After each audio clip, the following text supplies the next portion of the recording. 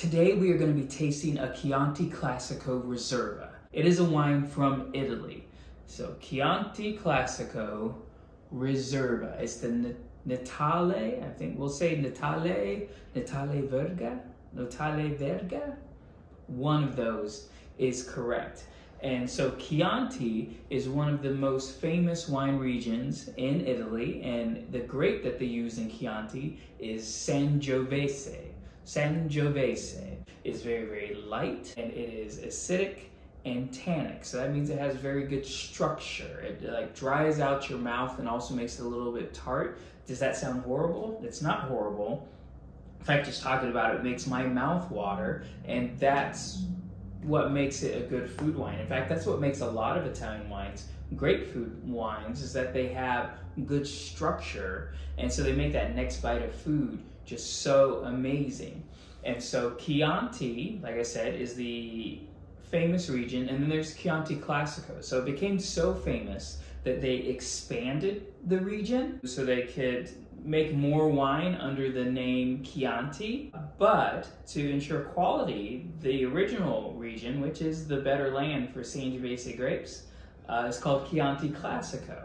And so that's where we're drinking from, the original, Chianti Classico. And then it's a Reserva, which means they just age it a little longer, and some of that dryness, some of those tannins are gonna be smoother. And so you pay a little extra for that. So let's go ahead and taste this guy. Or girl. We do not have to gender our wines.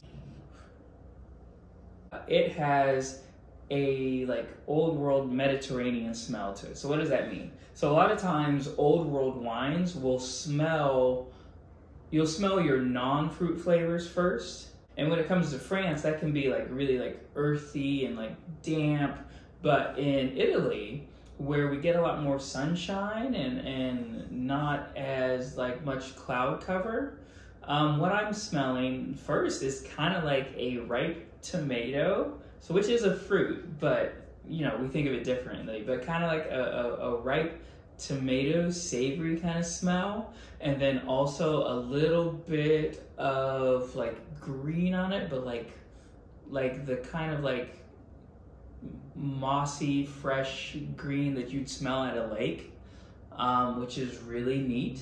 And then the fruit flavors start to come out. And so there is a little bit of tart, slightly maybe chalky cherries, and maybe a touch of cranberry. And then back to the non-fruit flavors, there is a bunch of like violets, like really flowery.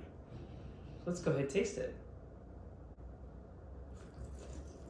Okay, those three things at once. You see me kind of like cringe, but this is good. Like aggressive tannins, just like gripping the back of my teeth, and a tartness, but not as aggressive as the tannins. Like the tartness kind of just hits and then like goes away, and then there is like that savory tomato like hits right here in the back.